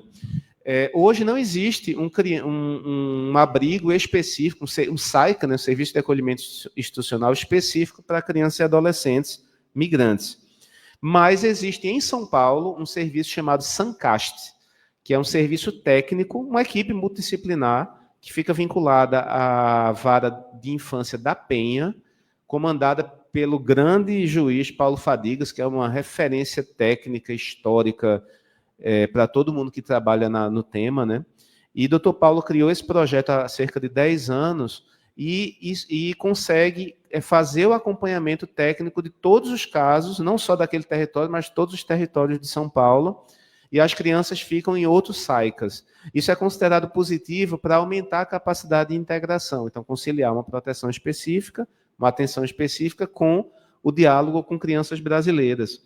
E qual é a questão sobre a adoção, né, também que foi perguntado? As crianças podem entrar para a adoção. E aí entra igual ao ECA, igual. Não vou aprofundar, mas seria igual. Mas qual é a questão? Em muitos casos, cria-se um paradoxo que o Brasil não enfrenta, que é a criança que está lá, mas ela tem pai e mãe e ela não quer ser adotada. Os pais e mães, eles exercem efetivamente o poder familiar. Eles não só são conhecidos, como exercem. E já teve caso, por exemplo, de eu ver uma adolescente que ela está no serviço de acolhimento o tempo todo falando com a mãe. A mãe exerce um poder familiar até maior do que deveria, de tanto que manda mensagem, que fica perguntando, fazendo chamada. Então, é uma tensão também que tem que ser colocada, né? A relação dos serviços de acolhimento com as famílias que estão no exterior. Existem apoios, existe, por exemplo, um apoio muito grande da Cruz Vermelha, que tem um programa de restabelecimento, fortalecimento de laços, mas é uma dificuldade. Com relação ao que André mencionou, de fato, o acesso aos serviços é muito problemático, e, a meu ver, isso é parte do pode ser respondido pela tese da ambivalência. Ninguém diz que não está defendendo as crianças, todo mundo diz que quer ajudar, mas para ajudar precisa de apoio da organização, precisa de um documento, não posso fazer nada. Sabe aquela música de Adoniran Barbosa, é uma ordem superior. Então, sempre tem uma coisa meio que de tirar o corpo fora, e essa é uma tendência, né? E essa desobrigação, enquanto não for feito algo, porque nem era para essa criança estar aqui, isso eu já ouvi. O certo é tudo, a criança, o pai e a mãe. Por que ninguém vai atrás desse pai e dessa mãe? Então, isso é um problema. A questão de interculturalidade, né? Eu não sei fazer. Não sei falar. E aí eu não vou falar da saúde, mas vou falar da educação, porque é um tema com o qual eu trabalhei bastante. A gente tinha muito problema com crianças e adolescentes, migrantes, separados ou desacompanhados, acompanhadas ou desacompanhadas, não importa, de rede escolar. Por quê? Aí todo tipo de absurdo. A criança chegou e ela não tem direito, porque ela não sabe falar português, ela tem que aprender português para depois entrar na escola. 2, a criança chegou em agosto e a última prova de classificação em série foi feita em julho. Então, ela tem que esperar até janeiro para fazer outra prova, fica 6 meses fora da escola. Criação de salas separadas, segregadas de brasileiros e imigrantes. A criança ela tem 12 anos, ela deveria ser classificada no 6º ano do fundamental. Como ela não sabe português, ela vai ser automaticamente jogada para o 1º ano do fundamental, para conviver com crianças de 6, 7 anos. Todo tipo de questão. Então, por conta disso, pela DPU, novamente, né, eu e outra colega, Sabrina Vieira, de Minas, fizemos uma recomendação ao Conselho Nacional de Educação para dizer, olha, é preciso ter uma norma nacional sobre isso, uma norma técnica que proteja o direito à educação das crianças. Houve um debate muito construtivo, que já foi até objeto de artigos, que levou à construção da resolução SEB-CNE número 1 de 2020, que estabelece um protocolo do que a escola tem que fazer. Tem que matricular independentemente da criança estar regular ou não. Não pode exigir documentos escolares do país de origem, que é outro problema que eu ia falar. Não pode exigir tradução desses documentos. A avaliação e classificação tem que ser em fluxo contínuo. Quando a criança chegar, não pode passar 6 meses fora da escola, tem que ser por faixa etária, tem de considerar a interculturalidade, e as secretarias municipais e estaduais têm que se preparar para isso. Em São Paulo, a gente tem um avanço muito grande, imagine em outros lugares. Roraima é um problema, as escolas do Amazonas, então a gente tem que trabalhar para a construção e para o fortalecimento dessa resolução. E, por fim, eu queria comentar o que Josi falou, e antes disso, uma coisa que eu esqueci de falar, né, que eu acho que foi Cássia que perguntou sobre o cenário atual do Brasil. Quais são as questões que me preocupam? o grande volume de crianças migrantes que estão chegando pela fronteira Brasil-Venezuela. É um tema que continua. A DPU enfraqueceu seus serviços lá. É importante que eu diga, né, que falar mal do empregador não é problema. A DPU diminuiu, não faz mais atendimentos presenciais. Existe uma questão de gestão provisória, precária, emergencial, que tem pontos positivos porque existe, mas também tem objeto de crítica, né? É o que eu estou pesquisando. Então, a questão lá é um tema, a educação é um tema muito grande, e a gente tem uma questão de crianças que estão sendo objeto de contrabando e de tráfico de pessoas. Por exemplo, crianças que chegam no aeroporto de Guarulhos, existe uma regra de que não podem mais solicitar refúgio no aeroporto de Guarulhos, mas foi criada uma exceção meio que improvisada para o Brasil não ter que matar no peito e dizer, não vou repatriar crianças. Então, aceitam as crianças, elas vão para um serviço em Guarulhos, aciona conselho tutelar, tudo isso. O que acontece? As crianças, os adolescentes principalmente, já saem no dia seguinte e já tem contrabandista na porta do conselho tutelar, do serviço, esperando. Então, a gente não tem um monitoramento, não tem uma notícia de investigação sobre isso. Então, isso é um tema grave. Isso envolve principalmente adolescentes de países asiáticos, Vietnã, Nepal, Índia, Paquistão. Então, isso é um tema. E outra coisa que é o próprio tráfico de crianças, para exploração sexual, para trabalho forçado, para adoção ilegal. A gente tem esse temor. E aí, o que eu menciono que o Josi falou, que ela usou um termo que eu vou pegar de empréstimo para o resto da vida, que é a desproteção organizada. Por quê? Muitas vezes, os estados criam estratégias para propositalmente deixar a criança meio solta. Uma delas é uma coisa que no direito é carinhosamente chamado como estratégia do avestruz, que a gente traduz como estratégia de cegueira deliberada. Não crie canais para perceber, porque se não tem um canal, eu não vejo o caso e o problema não existe. Outra estratégia é uma que eu chamo, isso aí é a minha, né, que é de hiperproteção para desproteção. O que isso quer dizer? Eu vou criar um argumento de que eu quero proteger tanto que isso deixa a criança vulnerável. Por exemplo, o risco de tráfico de pessoas é gravíssimo com crianças. Logo, eu não posso documentar nenhuma criança, porque senão eu posso estar convalidando, fazendo lavagem de criança. Eu não posso deixar essas crianças entrarem no Brasil, porque elas podem ser vítimas de tráfico de pessoas no Brasil. Então, você vai fazer o quê? Você vai impedir a criança de acessar o Instituto do Refúgio? Então, isso é um tema. Ou, como a criança ela não tem estrutura para ela,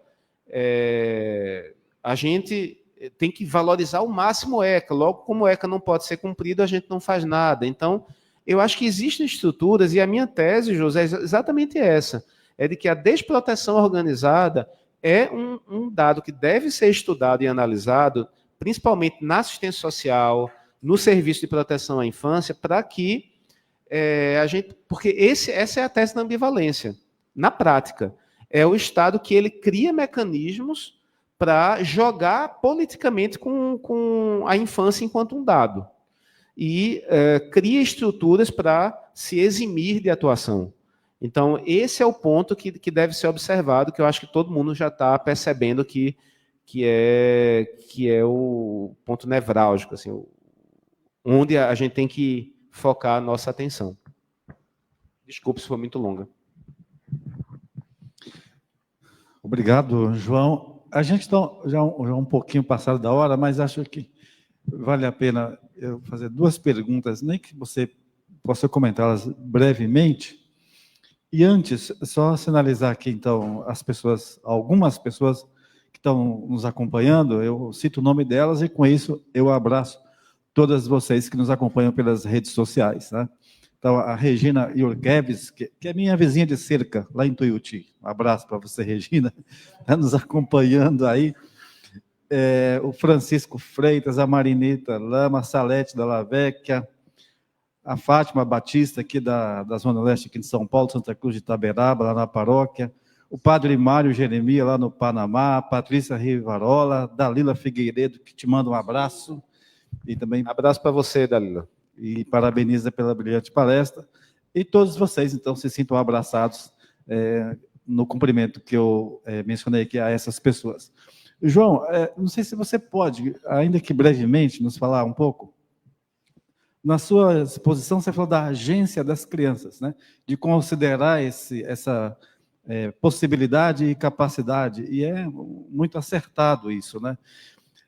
Então, você pode comentar alguma coisa sobre isso? Você falou que tem casos de crianças que se organizam e tal, ainda que brevemente, esse é um pedido. E o outro, então, quando a gente vai pesquisar na literatura histórica sobre a infância migrante no Brasil, sobretudo nas primeiras levas de imigração no Brasil, no que diz respeito ao acesso à educação e à saúde, são poucos artigos que têm sobre isso, mas a maioria desses poucos diz o seguinte, que havia uma iniciativa por parte dos próprios pais e mães migrantes em contratar professores, em fazer escolinhas eles mesmos para os seus filhos e filhas, porque não tinha por parte do poder público, e quando tinha por parte dos fazendeiros que criavam essas escolas nas áreas rurais, ou aqui no Brás, aqui em São Paulo, essas escolas funcionavam à noite, porque de dia essas crianças tinham que trabalhar. E aí, à noite, inclusive para ter direito à escola, a criança tinha que provar que era trabalhadora e tal. Mas, enfim, tem essa dificuldade, né, e limitação no acesso, por um lado, e, por outro, tem essa iniciativa, luta dos pais, aí, e também de uma parte do setor privado, no caso, fazendeiros. Isso, de alguma maneira, ao longo do processo histórico, também foi pressionando o poder público a pensar a política pública e a ampliar esse direito, né? Estou dizendo isso porque eu fiquei pensando no caso, então, das reportagens da Maiara Paixão, que você citou, a jornalista da Folha, que nos anos de 2013 e 2014, ela fala, então, de centenas de crianças brasileiras que cruzaram Darién. São crianças filhas de imigrantes haitianos, que passaram pelo Brasil, depois cruzaram Darién. Então, a imprensa está mostrando isso, teve aí uma manifestação de organizações de imigrantes, e o Estado brasileiro, o que fala sobre isso? Não sei se você acompanhou isso ou não. Qual é a posição real do Estado brasileiro sobre isso? E a outra é esse caso, então, do protagonismo dessas crianças. Como é que elas se organizam? Bem, eu fiquei bem curioso para ler mais sobre essa parte da história da migração. É uma dívida que eu tenho, né, de ter um acompanhamento mais histórico sobre isso. Eu fiquei bem curioso sobre essa questão das escolas rurais. Vou depois te perguntar. E obrigado pela contribuição. E com relação à agência de crianças, né? A agência seria a capacidade de produção de sentido, produção de conhecimento, de vontade, reconhecimento da autonomia da criança. É um tema que é cada vez mais forte das migrações, né? A gente não vê a migração ou a mobilidade humana como um conteúdo criado pelo Estado, a partir do Estado, mas a partir da vontade das pessoas. O que existe é muito forte, é uma discussão sobre isso no México e no Triângulo Norte, né? Eu sugiro a leitura de uma autora específica que faz um trabalho muito bom de crianças que escrevem suas próprias narrativas migratórias e que trabalham com a produção. Diz, olha, eu migrei assim, eu sou uma criança migrante. Ela própria se descobrir não como uma coisa assim, uma passagem aleatória, mas dizer que ela se afirma como criança migrante no mundo. Valentina Glockner é uma pesquisadora, deixa eu ver se eu acho aqui um texto dela que trata muito sobre isso, mas ela tem um projeto visual muito interessante, que me esqueço agora, deixa eu ver... sim, ela tem um texto muito bom chamado Infância Migrante, que é uma espécie de verbete num livro maior chamado Migración, que é de Irene Serra, que é uma pesquisadora aqui do Brasil, e Soledad Álvarez Velasco, que também é uma grande pesquisadora no tema. E existe uma questão também das crianças, elas se organizam, principalmente adolescentes se organizarem. No Brasil, esse não é um tema muito forte, eu acho que ainda precisa crescer mais, eu não acompanho tanto, mas eu sei que existe todo o trabalho das comunidades, especialmente bolivianas, naquela coisa de organização em torno do esporte, organização em torno da cultura. Eu acho que é nesse sentido que eu falo. E isso tem uma dimensão política, isso tem uma dimensão de visibilidade, de resistência, de mostrar que existe agência, né? Capacidade de incidência. Né? É nesse sentido que eu falo. E com relação às crianças brasileiras nessa rota, né? Qual é a grande questão que a gente tem é a de o vazio absoluto de dados. Existem rumores, informações de que, e muito a partir do trabalho de Maiara Paixão, mas também de reportagens anteriores, de que a gente teria algo como de 1.000 a 1.500 crianças em situação de acolhimento institucional, em abrigos, no Triângulo Norte e especificamente no México. Esse é um número muito impressionante, muito impressionante. E a gente tem uma situação também, que isso eu já soube também, por várias fontes, né, que quando a criança chega nos Estados Unidos, pega e ocorre, por exemplo, a deportação. Até mesmo antes do governo Trump. Muitas vezes ela é deportada, se ela está com os pais haitianos, ela é deportada para o Haiti. Mas ela é uma criança brasileira que tem direito a ser deportada de volta para o Brasil. Então, como lidar com esse caso? Se a criança não tem documentação. Então, o próprio MRS, eu sei que ele tem conhecimento desse fato também, de crianças brasileiras que estão no Haiti. Qual é o grande problema? O MRE tem uma política institucional dentro do governo de que toda assistência consular não é nem principal, obrigação do MRE, é exclusiva do MRE. Então, os dados não podem ser compartilhados com outros atores e existe uma espécie de caixa preta. A gente não tem essa informação. Mas eu acho que é fundamental que o Brasil exponha o que está fazendo e, de fato, já existe um regulamento do serviço consular, mas que cria um protocolo específico de atuação. Esse é um ponto que está muito vago ainda.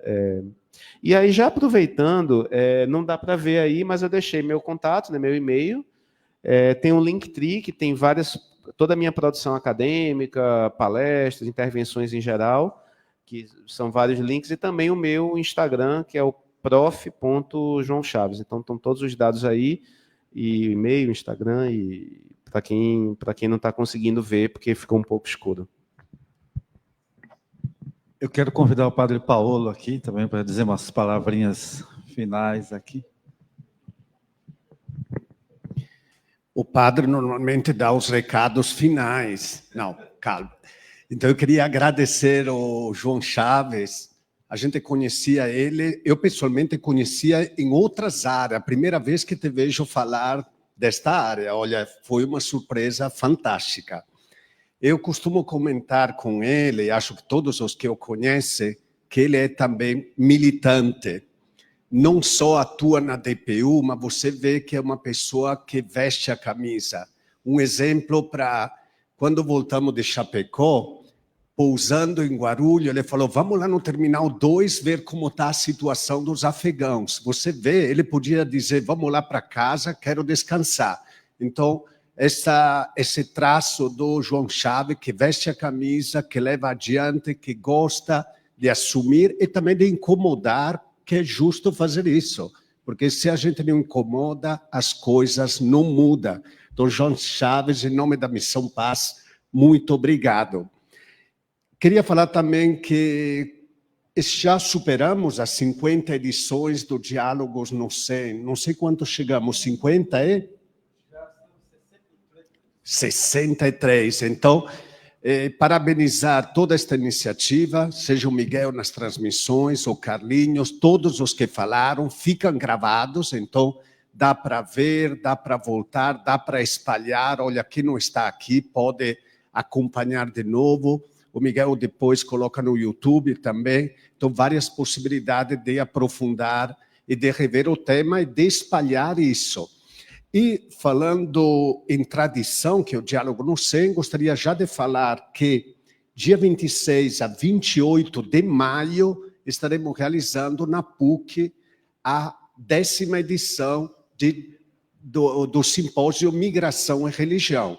Também já uma tradição, organizado pelo Centro de Estudos Migratórios aqui da Missão Paz, o CIMI de Roma e a PUC de de São Paulo. E gosto sempre de comentar também o que acontece por aqui, só para ter uma ideia, porque o centro de estudo, nos anos 90, se transferiu do Ipiranga para esse lugar que é chamado Missão Paz. É um lugar que respira ar de migração e que é provocado. Para ter uma ideia, amanhã tem, das 9 às 17, a magnífica orquestra com músicos migrantes do mundo inteiro. Das 9 às 17, o workshop vai ser algo fantástico aqui no auditório, de todas as partes do mundo. Então, isso vai acontecer amanhã.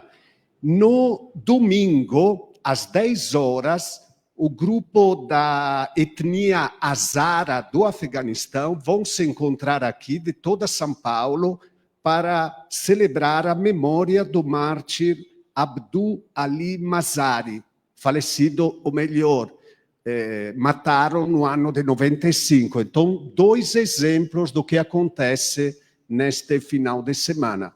Muito obrigado.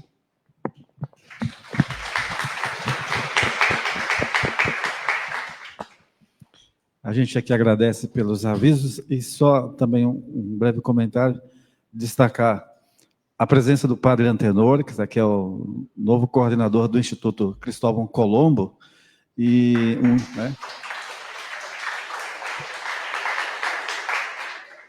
E lembrando, né, que esse instituto é fruto de uma iniciativa dos imigrantes que vieram ali, talvez, se não na primeira, mas na segunda leva dos imigrantes italianos que vieram, e é a iniciativa da sensibilidade de um padre, o padre Marchetti, né, está ali, 130 anos tem no instituto.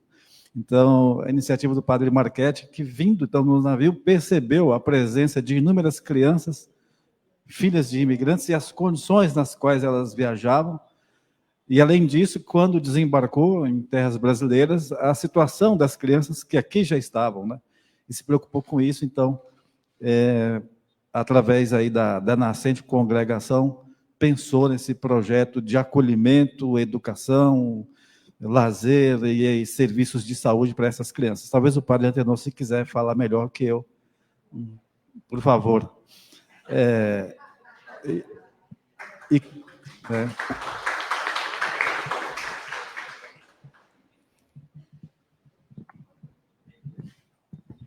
Na verdade, eu estou chegando aí, né?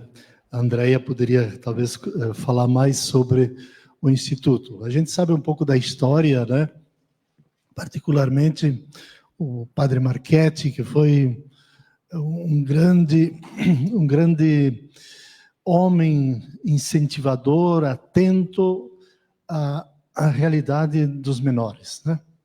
Quer dizer, como é que surgiu isso? Como é que surgiu até o Instituto Cristóvão Colombo, 130 anos, né?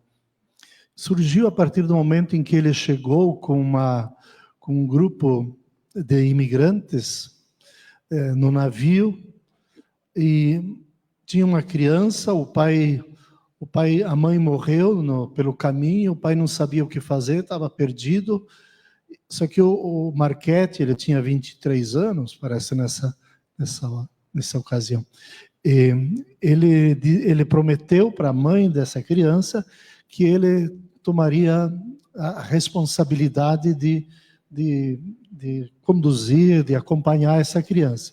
Mas com isso surgiram outros e muito mais crianças ficaram órfãos por causa das epidemias. Interior de São Paulo, muito dos italianos que estavam no interior de São Paulo, que morriam por causa de febre amarela, tifo, e inclusive que o padre Marchetti também foi acometido por isso.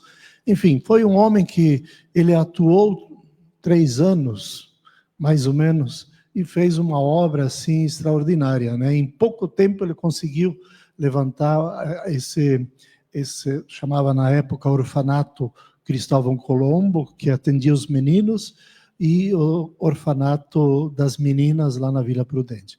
Enfim, está aí essa obra, né, e que a gente procura dar sempre um novo sentido, e agora com uma atenção particular aos imigrantes, né? Nós temos já bastante, temos como que uns 30, 40 filhos de imigrantes, né, migrantinhos, né, que tem uns pequenininhos assim, mas, enfim. Então, aí a gente lida e se diverte com eles aí no pátio do Instituto. Obrigado.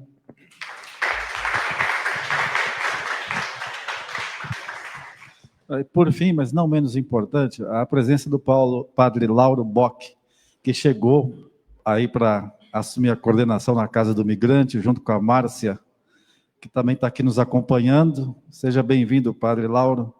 A gente vai nessa caminhada aí também. Aí lida com adultos e crianças. Então, João, muito grato, tá?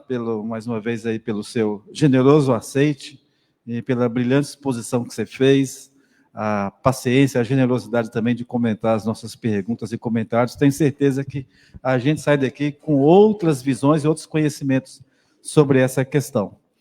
E eu quero também agradecer a todos vocês que vieram presencialmente, a todos vocês que nos acompanham pelas redes sociais, pela Web Rádio Migrantes, pelo Facebook da Missão Paz São Paulo, o Facebook do GEPOM, e também agradecer ao Miguel Almada, que vai colocar a agenda dos diálogos no SEM ali na tela, desse primeiro semestre. Então, por favor, suas considerações finais, mas eu sei que você voltará para outras conversas e outros cafezinhos. Claro, obrigado, Carlinhos. Só tenho a agradecer, Padre Paulo, você, todo o pessoal do SEM, da missão, todo mundo que veio. É um prazer e conte sempre comigo. Estou à disposição. Muito obrigado mesmo.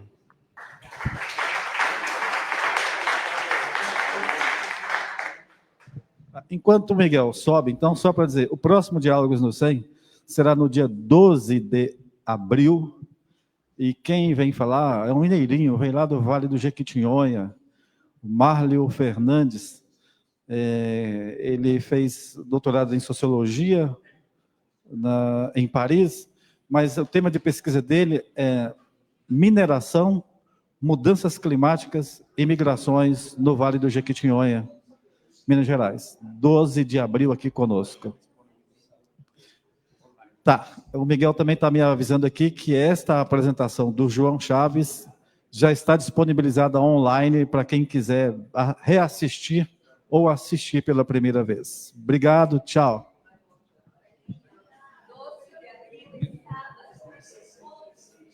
11 de abril, a Berenice está me corrigindo. 11 de abril é o Diálogos no SEM.